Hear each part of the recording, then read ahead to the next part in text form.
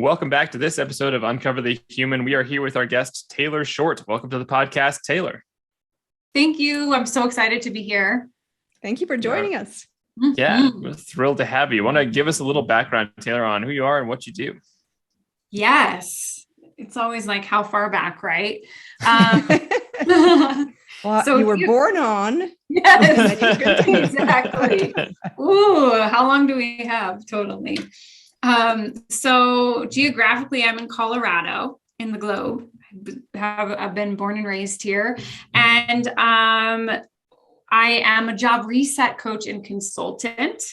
And a little bit of my backstory and how the heck I got into this job and what I do is, I'll give you the shortened version. But when I came out of my undergrad, I just started climbing the corporate ladder, as I think a lot of us do, because we don't question it. That's what we do. We start to hustle and climb. And I was really good at driving, as probably a lot of us on this podcast and your listeners are as well.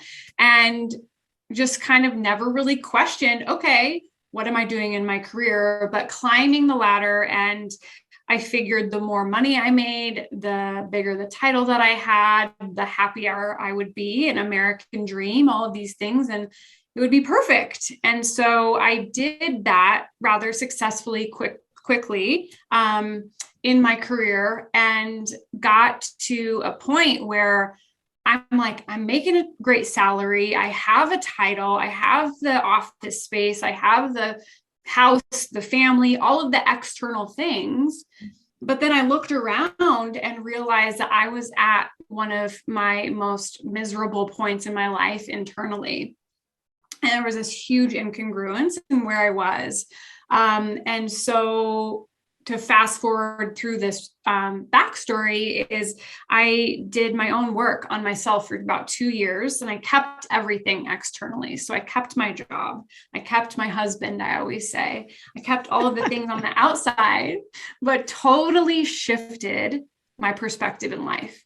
And found myself 2 years later, super happy, super satisfied, and then had this huge aha, like it's not about the job, actually. It's about our internal selves. And so that's when I looked around at my coworkers. I looked around at the industries I had been in, financial services and hospitality, project management, very corporate space, and realized this could really use some help here, because there's a lot of people who are showing up inauthentic. We have kind of these smiles painted on our faces, and inside they're probably struggling a little bit. So that's why I started the company that I have now, really to partner with leaders and their teams to help them reset their relationship to their jobs. That whole notion of a job reset coach, reset's a great word for it. Just let's pick up, reframe, and try again. Yes. Yeah. And sometimes that can feel heavy for people. I've even noticed that. So I've tweaked the wording a little bit when I'm working with corporate, and now it's refresh, because reset can have a negative connotation to it. It's like, well, things are going okay, but it's, so the play on words is important. Yeah, definitely is. Well, and it's interesting because as you were talking about that, I can see how a lot of people can relate to that. I mean, through parts of your story, it was very much like, oh, mirror Christina. I know exactly what you're talking about. Got the title, got the money, got the status, got the team. And yet things are not quite going as well internally as I thought they would be. Mm-hmm. Yeah. And that's the part that just breaks my heart, is that not that there aren't a lot of amazing entrepreneurs out there, but I really, really struggled with this theme of like, you either have to struggle through corporate America or you have to leave and figure something else out. And I just really don't believe that we're all meant to be entrepreneurs. There are some really beautiful things about being employed for someone else that really work for some people. And so why do we have to be miserable while we're there? It just doesn't have to be the way.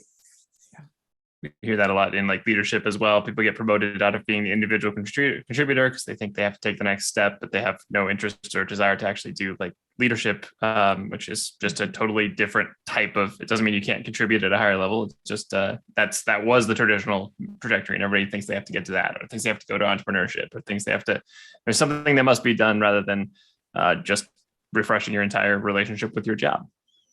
Yeah, because it's like, I totally hear that so much from people, is like, we're not taught how to be leaders, like you're saying, in leadership roles. I have a segment that I'm still toying with bringing out around leadership and how bosses have become the way they are. And I have yet to find someone who has formal training in being a manager. Yeah, very rare. Yeah. Mm-hmm. Yeah. So what does the day-to-day look like in being a job refresh coach? Basically, it looks like all of the things that I'm coaching people on that I should be doing myself because my hair is on fire. No. Yeah, it's honestly such a blast. And I work with individuals as well. So I kind of have two totally different swim lanes. But when I'm working with companies or with leadership teams, as that's kind of where you're getting at. Or just in general, what does it mean to help people refresh? When you wake up in the morning, what do you do? Yes. So I think at the very, very essence is the name of my company is called Harmonious Return. And it's really about helping people return to harmony within their jobs and their lives. And the work that I do is very, very simple by design, because I really believe we have what I call a too much problem in this world. We have just too much clutter. We're being constantly pulled to all of these things. And I really do feel like our answers are in the small moments, day to day, the simplifying. So, I have a book that is the catalyst to the work that I do that's called Reset Your Relationship to Your Job. And in essence, it's a 4-step process, which sounds so simple. But the simplicity is what I have found to be so challenging for people, because it's not sexy. It's not exciting. It's like, oh, you're telling me to take a 10-minute walk. I'm not going to do that, so it can get lost in that a little bit. So I'm trying to really, really help people in their daily actions to figure out what works best for that individual within a team. Because probably just like the both of you work extremely different. Maybe you have some similarities, but one person could be a morning person and one person could be, a night owl. And how does that play into your work? Or, just all of the different nuances that we have as individuals. How can I help to let that individual be more authentic to themselves and thrive within the roles that they have, so that internal unrest is balancing out with that external success? That makes total sense, for sure. And it's interesting because when you were saying, it's back to simple. We make things more complicated than they should be, or we expect them to be more complicated than they should be. I was thinking about leadership, and I find that in the leadership development, that's also the case. Meaning it's not that complicated to actually lead people. And there's not that many sophisticated secret formulas that you're supposed to memorize or somehow inject or drink every morning. Like, it's not this mystery box that's found, at the end of the Jungle Cruise movie. It's just things like, why don't you listen? Learn how to listen. Ask questions instead of assuming. So it's a very basic human to human relationship. If you actually take that and apply it to your employees and your teams, you'll see, all sorts of things happening from a leadership perspective that were not before. Mm-hmm. And maybe it's something you run into too, Taylor. There's that big gap between what is simple and what is easy, because it's straightforward, like you're saying, Christina, to have these, these are things that help have the relationship with people, ask questions, have the hard conversations. The doing them is not the easy part. Like you were saying, there's 4 steps. It might seem simple, but doesn't mean it's easy. Exactly. And this brings up, points. I'm sure you both have seen this as well. Working with people is the simplicity of communicating. And, and I see so often, this huge mismatch, and I'm sure you see this too, between leadership and their teams. Is it's as simple as their team really would love to know if they're allowed, or if it's okay, if they can be offline. Like if their boss is emailing them after hours, can they be offline? And then you'll talk to the leaders and they're like, of course, it's not expected for them to be responding. But it's like, have you said those words out of your mouth or in an email to your team? Because I think so many times we're stuck in our own conversations in our heads and we haven't actually said that, or maybe we think we have or something, but it's just as simple as that. Like, have you said those words out loud to your team? Do they know, Yeah. There's a lot of, they should know. And I'm like, well, assume they don't. Yes. And then start from there. Yes. They're not in your head. So let's assume they don't know, as opposed to go through the should know. And then start. If you're repeating yourself, great. You're just validating and confirming. If it's new information, then great. It's a win-win to communicate. There's really no downside to it. Absolutely. Over communicate. Yep. I heard some leadership quote. It was kind of cheeky, but it was just the idea that, like, if you're not repeating yourself so much that your team is basically making fun of you, you're probably not doing it right. That's awesome. I love that. So one thing that you had mentioned before, we have heard you talk about, and I'd love to hear your thoughts on, you've mentioned the idea of secret burnout, and that is just a great topic. I'd love to understand a little more about what that means to you and what that is. Yes, this is such a juicy topic. And I kind of alluded to it when I was talking about my background, is that I was so burnt out, but nobody would know. And there's so many different facets that I love to bring into this. But I think for me, the thing that there's so many different ways, but the thing that comes up for me around this is I really do feel that when we show up at work, every place is different. People are different, but for the majority, we are showing up to work as a different person, and we are not showing up as our true selves. And so we are acting, right? So we're like, I would always say I was painting a smile on my face. You could have all this stuff going on in your life, but you're still expected to show up as this kind of robotic like person, and it's just creates this terrible turmoil within for you not to be able to express yourself as you truly are. And I think that we are in a pressure cooker with this right now, coming out of this pandemic, because we just had 2.5 years of soul searching and people getting more true with that authentic piece of them, part of them. And then now having to show up again in this way that just feels really, really jaded.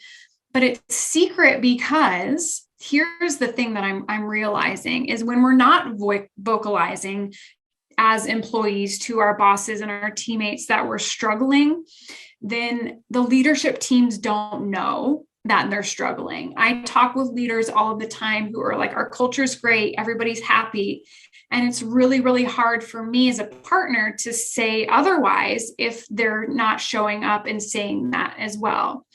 But it's secret for a reason. You can't come into your boss and say, I'm struggling with my job. I'm really burnt out here. There are repercussions for that. So I think that's part of the secrecy. And I'm going to add one really cool and painful real life experience that I recently heard of that really helped me to paint this picture of secret burnout. I was going to a yoga class and met this woman who I was talking to before class, and we were just having small talk. I asked her what she did, and she was a high-level executive at, I think she was in the banking industry. And she was saying how COVID hit, she had to deal with managing all of her team from that aspect. And then her husband had a pretty terminal disease or something had happened as well. And then she had a house fire. And so she had huge, huge, huge life events happening to her. And she said she couldn't tell anybody what was going on at work. She had to just keep showing up for her team. I'm getting goosebumps as I'm saying this because it's just so heartbreaking to me. But she got to the point where she figured out with HR how she could take a sabbatical. And this, to me, a sabbatical is like an emergency situation that is becoming more known, and people feel like I'm going to lose my mind, or I can take a sabbatical and not lose my job. So this is still a newer thing, but she had presented it. And then she came to the rest of the executive team and said, I'm taking a sabbatical. And she said every single leader asked her how she did that, because they need to do the same thing. And so this is the magnitude of the secrecy of this burnout that is happening. I don't think it's every single person, but I think there's a huge, huge problem when we're seeing this great resignation happening. So there is like this underlying theme that we can't really talk about, that adds just this crazy layer of unfortunate, I find it to be so unnecessary. It definitely is unnecessary. And I wonder, and it's back to kind of, why isn't the space safe enough for people to be able to go to the team, to go to the executive and say, hey, I'm burning out. Yeah. Yeah. And what I've found too, is there's another layer, because in working with individuals on this is it's almost their own internal work. They don't want to let themselves down. Mm-hmm. So it could be even that they have a safe space to say this, but what if you're this person who really believes that your job is your worth, and then all of a sudden you admit to yourself, I can't do this. Mm-hmm. It's just so many different layers with here. And it does go back to some of that like explicit communication. If you think about like the idea of taking a sabbatical, usually not available in an employee handbook. A few places might have those, but usually that's not there. So what are we really saying though when we don't have that in the handbook? We're saying if you get to a bad enough point, I really hope you're able to muster up the mental strength to go ask us for a sabbatical, because then we'd be okay with it. We just don't want to like state it. Advertise it. Yeah. But when you get to a really bad place, then hopefully you also have wherewithal to find it. Yeah, exactly. And for her, it sounded like she had to kind of create this with HR, like it wasn't something that was just readily available. Yeah. Well, and I'm sure you get to the point of, at least I've gotten to the point where I'm either burnt out for many reasons, for the job, for outside things, where when I do make the decision to speak up is when I have found that I resolved within myself that I will lose my job. And so it's like, okay, I am now at the point where I can let this go. I can be fired. I can be let go. I can quit. I can do whatever needs to be done, because that's the only way out. And so when I've had conversations with former bosses regarding, hey, like this position, this role, this work is burning me out. I can't do it. I'm crying every day, all day, and I don't want to continue. Like I've done it with the expectations of like, yep, well, Christina, thank you very much. We don't have any other roles for you. So sorry if you can't suck it up and figure it out. And it takes a lot of courage, and it takes a lot of stability, even from as a family perspective, to be able to be in that position to say like, yep, I remember telling my husband, I'm like, I'm going to lose my job today after this conversation. So let's figure that out. Yeah. And not being able to have that communication back and forth for fear of repercussion. Yeah. I like what you said, Taylor, about it being also something like internally, we can almost keep it a secret from ourselves because we want to say that. Maybe it's because you have a family depending on you. You just want to keep the job, or you just want to feel like you have the ability to continue to perform at levels you believe you were at before, whatever it is. Are there ways you found to identify, or you start to suspect that in conversations with people in your work with Harmonious Return? Yeah. So really helping them figure out kind of the blocks that they have for themselves and the stories that they tell internally to themselves over and over. Our brains just really are habitual, and we get kind of addicted to the stories that we're telling ourselves. One thing that I was thinking about that kind of goes along the lines of this was when we first started working from home. I saw it a lot in people who were saying they could not disconnect from their computers, not because their bosses were telling them. So this was the first sign of like, oh, this might not actually be something to do with leadership. It's really something else that's going on with that individual, that they're saying what are you saying to yourself when you're allowing yourself to disconnect from work, when you're having that time with your family or with your friends or your community, when you're not working, what's that dialogue that's going on? And so it's, like anything, the first thing is awareness, right? And I think it's having that. We kind of fall into this tendency, or at least this is something that I found a lot in corporate America, is it's very, very simple. It's easier, it's lighter, I guess, if you will, for us to blame others outside of us for our problems. It's really, really difficult to look at where we're holding ourselves back and how we can change to make that internal shift. So that's why you see so often it's like, okay, it's about the boss or the company or the culture, which often does have a part, but then there's this missing piece of where that employee's control or part comes into it as well. And so we look at that in a really tender way, because it's, it's not something easy to look at, but that's when you start to look at your own internal self and realize, okay, am I the one who's actually stressing myself out? Maybe I do need to have some conversations with my boss around our boundaries here, but it might actually be me. And then you have something to work with of like, okay, now here are the things that we can do. So I don't know if that quite answers your question, but I think it kind of gets to the point of how you can work with them to kind of look at that mirror, as you said, Christina. Mm-hmm. Yeah, there's definitely a lot of internal examination and awareness, especially given the kind of almost wired way that we look at work being our worth. And so with this glorification of hard work, without really understanding what the definition of hard work is individually, it's very much of like, well, if I don't work hard, or if I'm possibly seen as not working hard, then I will lose my job. I'm not as good. All those things come up. And so let me, work myself to death and put up with things that I wouldn't otherwise not put up, because I don't want to let myself down and potentially let others down, which is still a self block, really, because external validation is a self block. Yes. Yeah. And that competition of hard work is so rampant throughout.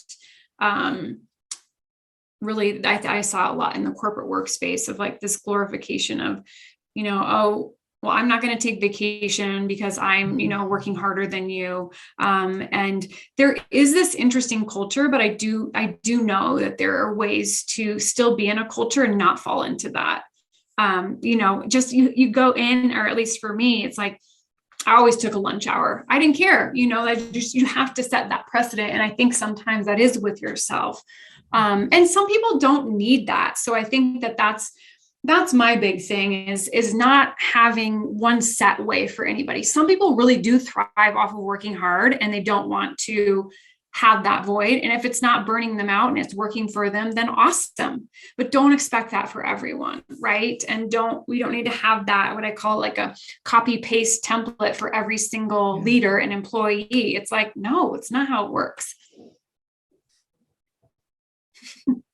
Yeah.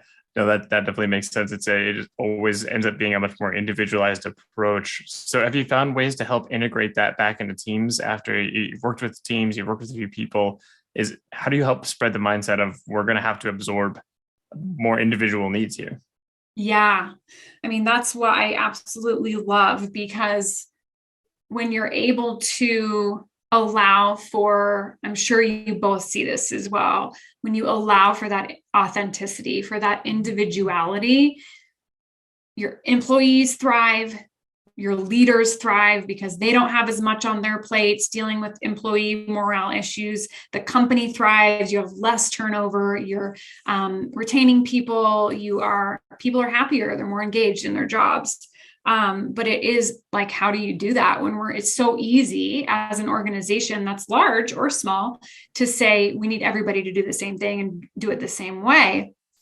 How do you hold a space to have this individuality within an organization? It probably sounds like chaos to a lot of leaders. right? Because you're like, I cannot manage all of these people individually, right? It's so much going on. So that's when I work with the leadership team to get really creative on like, what are your must-haves? Do you have to have certain coverage during these times? Do you have to, we look at things like, I mean, what do you wear, making people wear to work? Like, where can you allow some flexibility within every job description so that your needs are met as a business? Of course, that's, that's why everyone is working towards the collective of these businesses. But then how can you allow for flexibility within that and getting really creative on maybe you're not the one who's managing all of these schedules, but you've delegated that to someone else, or the employees are figuring out how to manage their schedules together and they love doing that or whatever. But it really takes a curious mindset coming out of this leadership of saying like, okay, we've always done it this way, but we're willing to try something else and figure out how to be flexible, play with it. If it's not working, you can always tweak it. It's not like black and white, but it's just having this ability to see what's working for people, listening to what they're wanting most, first and foremost, right? Figuring out what you can and cannot allow, and then finding that flexibility and creative space within. I love that approach. That's really cool. The idea of just starting from minimum basic needs. Like, this is what the business needs. What can we do outside of that? Do you ever find conflict between like the individual wants of different leaders? I know that like I've just seen examples of people who, like for example, in coming back to the office, there are certain leaders that they just really love being in the office, and so they kind of start to treat it like it's a need for the business, whether it is or not. Have you ever had like internal conflicts between, is this actually a business need? Is this a leader need? Does that come up? Yeah, absolutely. And that goes back to kind of what the employees are saying. So if it's really, really important for them, when we're talking to the employees that they have flexible schedules, then I think that's where we press a little bit more. And like, is this really a need? Or maybe like, I'm just thinking about when I was in financial services, we had different departments, as many people do. Okay, is it just the sales team that needs to be there because they're client facing, and do all of the others? Like, does accounting need to be there? So you start to get a little bit creative. Of course, you want to be mindful of what other departments are allowed to do. But I think that also just comes with the nature of the work that people are doing. So really figuring out like, and that goes against like really questioning and having those leaders listen to their employees, and then check in with themselves. Do I really need to have butts in seats, or is that just something that I prefer to have versus a business need? Well, and the additional question is why do I prefer that? So investigating the motive behind it. Is it because I'm used to it? Is it because I think people will slack off if I don't see them working, which I've witnessed many times? People slacking off 8 hours a day with their butts in their seats in front of a computer. So it really means absolutely nothing to productivity and actually getting the work done. And so where is that coming from? And, to me, sometimes it comes from an internal insecurity of, I can't tell if somebody's working unless I actually see them physically in front of me, typing on a keyboard, whether it's on Facebook, on Twitter, or on the actual Excel spreadsheet. It doesn't matter. I see them typing, therefore I know they worked. So from a leadership perspective, it goes back to something we mentioned at the beginning, because when people are not taught to be leaders, how do you measure when people are working? And it has nothing to do with watching them actually work. Right. Well, and I think you're exactly right. That's like the need to have, right? Like, okay, so you're getting down to, okay, what is it that you need? You need to know that when people are working. Of course, that's a fear of, I think, a lot of people is, okay, some people really do work well at home, but some people might be unproductive, but they can also be unproductive in the office. Mm-hmm. So then is where they are really a good judge of the work that they're doing? Or do you need to have other signposts in there of like, okay, we need to see a certain amount of hours logged on, or, whatever that is, but can we just realize that that's not doing the job that we want it to do, and put into place the milestones or the different pieces that we need to have in order to measure productivity.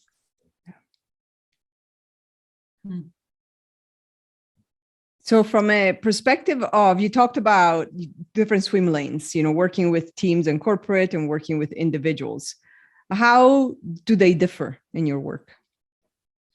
Yeah, it's so cool because, well, I'll put it this way.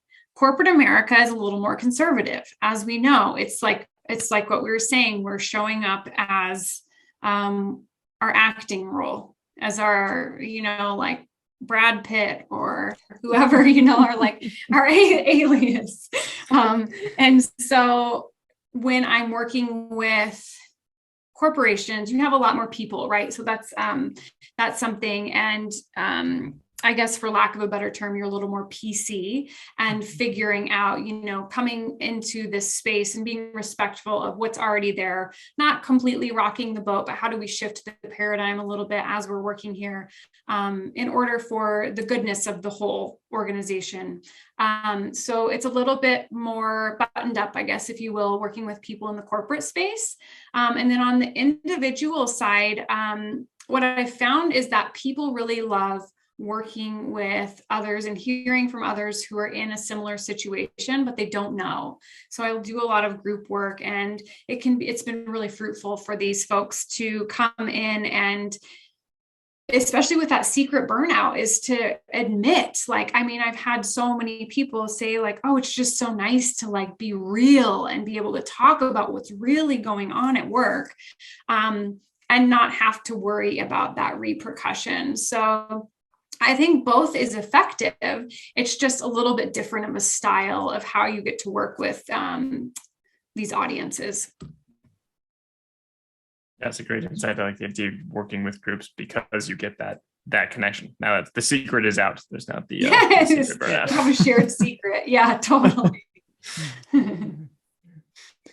So how do you, I guess, guarantee, if that's possible, that there is no repercussion? So it's still a secret. It's a secret for a reason. And now I'm in a space where I'm told to share. How do I feel safe sharing, knowing that I won't get a call from HR or my manager tomorrow because I just shared this to other people? Yeah.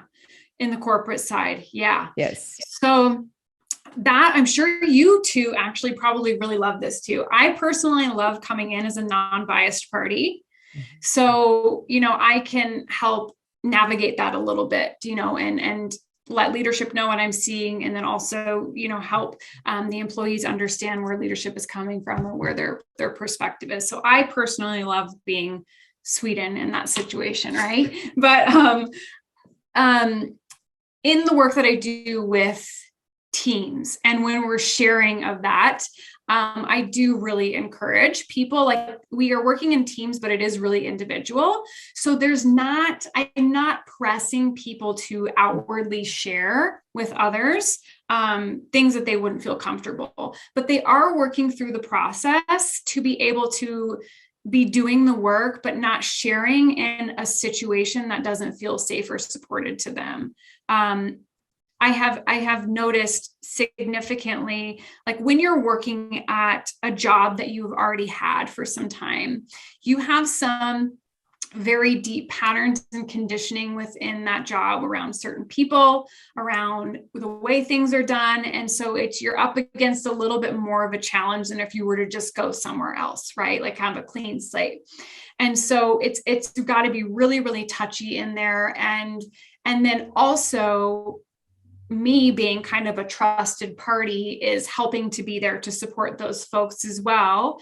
And then gaining a collective information to be able to then speak to leadership about some of the things that we're seeing, and not singling out anyone. So it is individual work, but it's absolutely not meant to be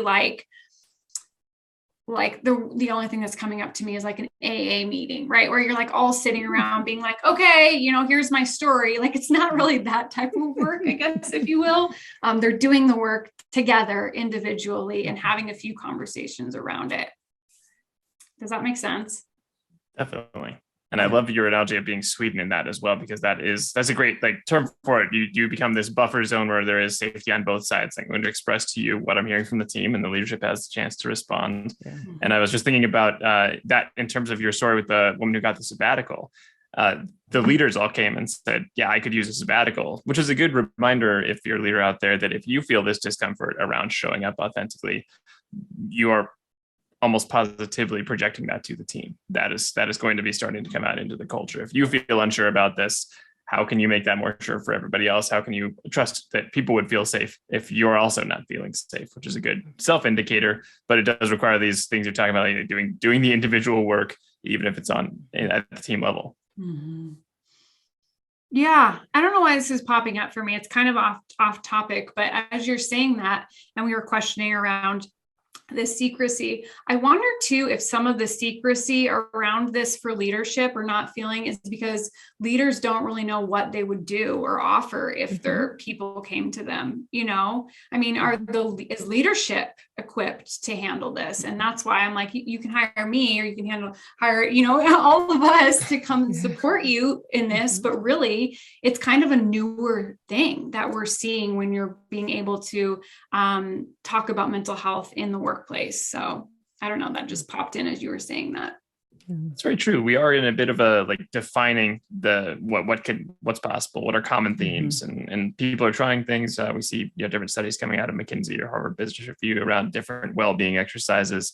We are kind of on a new front, just as a work society. This is a new kind of uncharted territory where we are all discovering this a little bit together.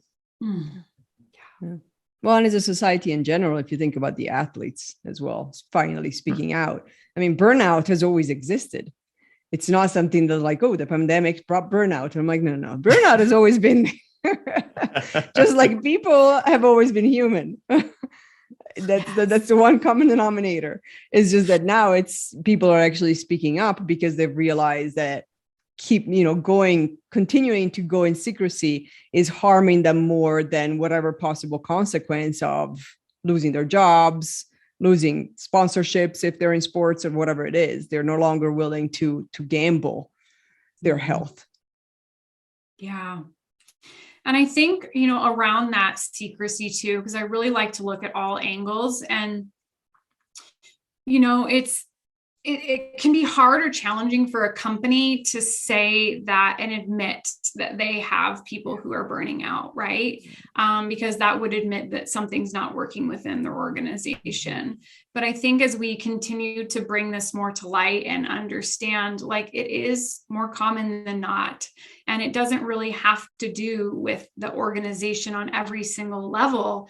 And that if you look into this closer, instead of shying away from it, it really, really can benefit every single level of the organization and really help the organization thrive. It just can feel like a little bit of a sting, right? When you're like, oh, my employees aren't happy and they're burning out and they're wanting to leave. So that was just another thing that, as you were saying that, Christina, that was coming up. It's a super important reframe. I like that, because there is some normalizing of burnout. That way people can talk about it a little more.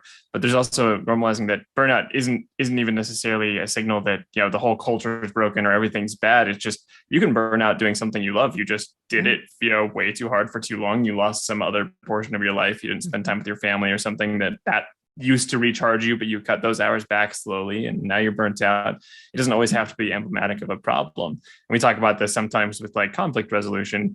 There's two parties involved and everybody always agrees unanimously. Somebody's probably lying. It's okay to have some conflict, not because it doesn't mean that there's something wrong. It just means that we just have to talk this one out. We have to understand from both sides, have a little bit more dialogue, a little bit more something before we get to a shared understanding we can move forward on. Doesn't mean we all agree on everything all the time, because that's disingenuous too. And so it's probably worth normalizing that just having burnout is something that happens. It doesn't mean that there's something broken or that we have to take this personally or defensively, oh no, we did it wrong. There's burnout. Absolutely. And I mean, I will tell you kind of one of the key points that I find in the work that I do is that I will tell you the majority, kind of the cut to the end of what happens here is what I see is that people are spending, if we have our whole life and our energy, I go a lot with like our energy or where we're spending our mental energy, they are spending 95% of their mental energy at work.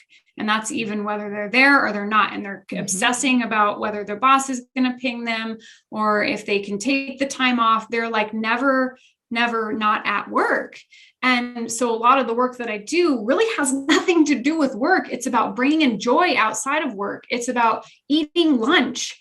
It's about taking some of that pie chart down because we are just so hyper obsessed with work that we, like I say, that too much problem. And you're exactly right. Like a lot of it, some people are like, we didn't even really talk about work. I'm like, because you're talking about work too much. Like you need to like do something else. Do you know what I mean? And so that's some of the work that we do. And so you're exactly right when you say burnout sometimes it isn't even about the place. It can just be about how that person is living their life and how much emphasis they're placing on work. And I love it. I'm just going to combine this with another earlier thought you had. I like that. I love the pie chart idea. I love the mental energy. Like if you have 100% of mental energy available, how much is going to different areas? And you talked about going to work, and there's a lot of going to work with like a smile painted on your face. There's some kind of mask. There's some kind of role we're performing there.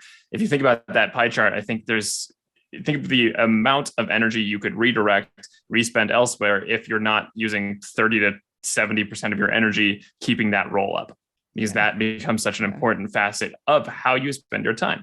You're now, because you're not just kind of more comfortable feeling authentic and doing whatever you would more comfortably do, you're putting a lot of energy making sure you appear however you think you should have to appear. And that's one really, I think, good indicator of ROI on doing work like this. What is all of the energy that you free up able to go to afterwards? If I lost and I was doing 60% masking and I pull that down to 20%, that's huge.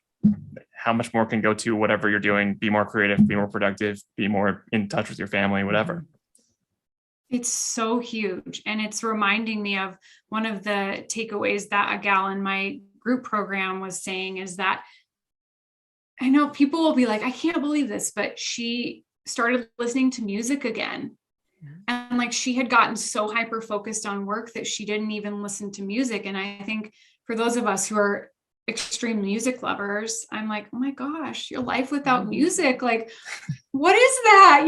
Like it's just, but it's like then she incorporates music into her day and like that 20% of her energy is back, So I think it's when you think about it energetically, that's when I think it's really profound. Yeah. I think that's a good two-way indicator too. You can then start to notice, wait, oh my goodness, I haven't opened Spotify in 2 weeks. Like, did I stop listening to music? Like, well, things might be going bad. I should probably look into this. Yes. Yeah. What are those must-haves in life to feel better? Have that list. And it's usually pretty simple. It's like, I go outside and get fresh air once a day. I eat, whatever, I take my lunch break, I listen to music, whatever it is that it needs to be. But what are the must-haves so that I know those days feel better than others? There's a study done on that for flow and talking about how like different levels of productivity. And when you're in flow, it's some insane multiplier of how productive you tend to be. So if you're in flow for, it's like 10 times the productivity or 5 times productivity. So if you're only in flow for like half an hour, you're still getting 2.5 hours of what would otherwise be just regular work out of that, which is a good reminder in case people are worried about like, well, what if I just let people walk for an hour in the middle of the day? Like, sure, they lose an hour, but what are the rest of those hours like? Because again, if you have that replenished energy, you can do a totally different 2 hours afterwards than 3 hours because you didn't take one walking. Exactly. I always say you get to a point where there's nothing that's going in or out of your brain, and you can just stare at a computer and you're like, yeah, I've got nothing, and you're technically working, but you're still just like, you're warming up a chair. Looking at a spreadsheet. If that's called working, sure. Yeah. Which is where that definition of hard work needs to come in. What's your personal definition of hard work? Mine? If you're judged, Yeah, mine. So I used to love that. And I still have so much conditioning around hard work. I actually, probably similar to you and a lot of your listeners, we love to work. Like I can't really even imagine retiring someday. I just really love it. It brings me a sense of satisfaction, but I'm unlearning that hard work, and that work can feel easy. Which I don't know how much time we have, but that's this human design that I've been certifying in and learning about is really about how we're designed to work, and that it can feel easy, but we're conditioned that like no pain, no gain, all of these hard things. You got to grind to it. You got to hustle, and it's like feels exhausting. It does. Yeah. Yeah. So tell us more about the human design. Yes, because I'm so excited about it. So a lot of people have been asking me, do you bring in any type of personality assessment, something like that? Because it could be really beneficial for those of you who have been in the consulting and corporate space. You're well aware of these different types of assessments. A lot of people do the DISC assessment, where you kind of determine how you work with others. There is like the Enneagram that we have heard of. There's also Myers-Briggs. There's a lot of different pieces like this. And human design, the best way to describe it is it's an energetic version of Myers-Briggs. So going back to the energy, you guys can tell like where I get my excitement is really how we're energetically meant to be at work in that flow. And it has blown my mind. I have been using it myself for the last year and a half. And so I decided I really wanted to study in this and get certified. Super complex, but my long-term vision for this is to be able to bring it into the workspace and do like a Cliff Notes version for leaders and for employees to understand a few pieces in their charts so that they can feel more. A lot of things that happen are like you feel more validated in the way that you operate in this world. For example, there are some types who really cannot do a 40-hour work week, or they have to have rest within there. And there are others who can work a lot harder, right? And have that more energy to do that. There's one piece that I'll pull out because there's so many different facets that I absolutely love around routine. And this is in our human design chart. We either have this or we don't. And I really resonated with it because in this hard workplace and high achievers, we hear a lot about routine and like these crazy morning routines. You have to like get up at 4 a.m, and then you got to go on your 17-mile run, and you have to like do all of these things. And I've seen so many of my clients who are like, I can't do these routines. Like I've tried so hard and they just feel like failures. And so I learned human design, and I learned we have this piece in our chart that there are, I'll just say 50-50. It's not cut that dry, clean and dry, but there are half of us that really, really thrive off of having a really strict routine. My husband is one of them. He will run every day on his lunch. He will have the same lunchtime. Like he thrives when he has that. And when he doesn't have that, it's really hard for him. For me, I am the opposite. I actually reject routine.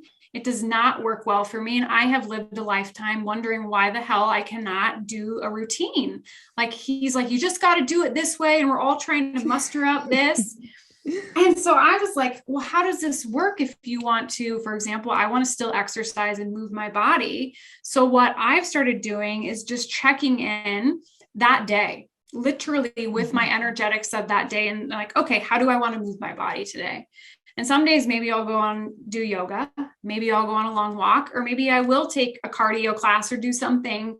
But the fact of the matter is why I love this so much for the workplace is we work differently, and we're designed to work differently. And we will look at our coworker or our boss and think that there's something wrong with us if we can't be successful the same way they are. So this is my hope and dream for bringing it into the workspace, is really pulling out those authentic pieces for those people and give it to their leaders so they understand how they work as well, so that it's more cohesive and accepted as individuals. So that was like a total mouthful, but I hope it gave you a little bit of a picture around it. That was a fantastic vision. I love that. Yeah, it definitely is. It's super fascinating because it's true. We all work very differently. We all are designed differently. And to not understand that for ourselves and then normalize it for the leaders and everybody else on the team, it really helps to even for communication. It's like, hey, don't communicate to so-and-so before 10 a.m. Their brain is not turned on. But yes, you want to send a Slack message at 5 a.m. to Taylor, go right ahead. That's your most awake time. Yes, exactly. That's how I see it. Like, help the leaders with the Cliff Notes version of like boom, boom, boom for each person, because they need the help just as much, right? How do you support individuals in that way without making it just a full-time job for them to do all of that?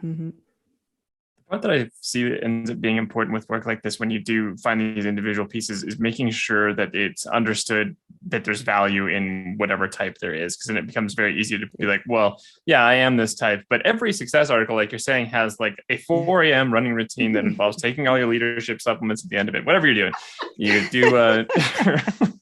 Now there's $1 billion idea. Leadership supplements. You can mix it right in your smoothies.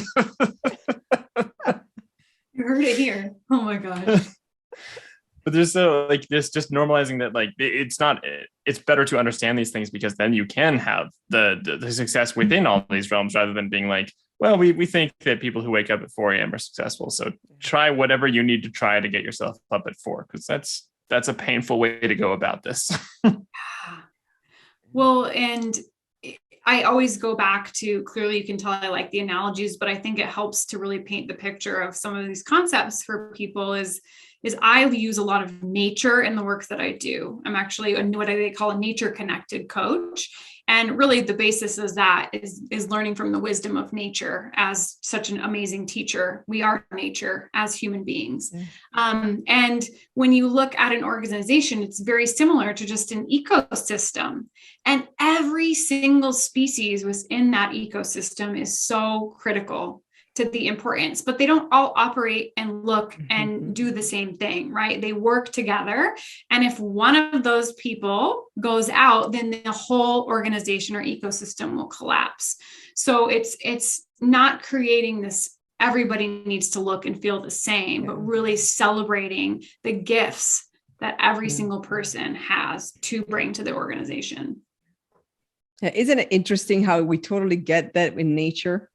And we respect nature for that, but we somehow think like, oh, well, no, we're not like the rest of the animal kingdom, or we're not like the rest of the earth. If you look at every tree is different. And no, you're not judging the trees by saying like, well, you're a little bit more crooked than the other trees. So you're not quite gonna, you're not quite as much of a tree as this other tree, because you're not quite as tall. You don't have, we don't do that. And yet with people, we find this like need almost and preconditioned to, you should all be treated the same. You should all respond the same. You all need one communication, or you all need no communication. Mm-hmm. Yeah. And I think it's probably gone. There's so many different concepts, but I'm guessing it probably has come that way because it's easier. Yeah. Right. It's easier to say, y'all do it like this. This is how we do it. But I don't think it's correct. Yeah. It's the factory line. Yeah. Worked in factories, right? When you're producing actual things. I know. And the funny thing is that even factory items are not all the same. Otherwise, every car would function the same way. No cars would break down. When some break down after 6 months, or some never break down. So even the factory line doesn't work for objects. Why would we want it for humans? Well, they also proved that it doesn't work for treating workers that way. There's been studies of like taking assembly lines, and you treat them with the same like servant leadership ideas that we like to think of in other spaces, as if this applies there, but the assembly line, you should just try and do one size fits all, or management from the top, or whatever else. And they've run it. It's still just humans doing human work, and so you can tremendously increase productivity when you don't treat everybody the same, even if they're doing the same section of an assembly line. Yeah, definitely. Well, I'm sure we could solve a few other problems in the world and come up with a few more $1 billion ideas like leadership supplements. Yes. Sign me up. So 2 questions for you, Taylor. One is, what does authenticity mean to you? Authenticity to me, you guys even told me when I was going to be asked this question. Authenticity to me means that you are just being your real self. Simple as that. Beautiful. Simple. Yeah. Simple. Back Love to it. simplicity. Simple, not easy. Yes. Simple, Yeah. not easy. Yeah. And secondarily, where can people find you? Yes. So I'm pretty active on LinkedIn is one of my favorite platforms. So I'm on LinkedIn and I do more of it on my personal page than my company page. So feel free to follow me there, and Instagram. And those are both Harmonious Return Taylor Short. And then my website is harmoniousreturn.com. Excellent. And we'll have all that in the show notes. Mm-hmm. Thank you so much for joining us, Taylor. This is a great conversation, and thank you for all of your ideas. Yes, what a great conversation, and for the work that you're doing as well. There can't be enough of us, right? So I appreciate you. We appreciate Definitely you. We're not. so glad to have, always fun to share the space with other people doing similar work. It's just a privilege of what we get to do. So thank you so much for joining. Mm-hmm. Yeah. We may have to come back so that we can unpack our own human design charts. Yes. Yeah. Can't wait. Well, thank you. Thank Thanks, everyone, for you. listening.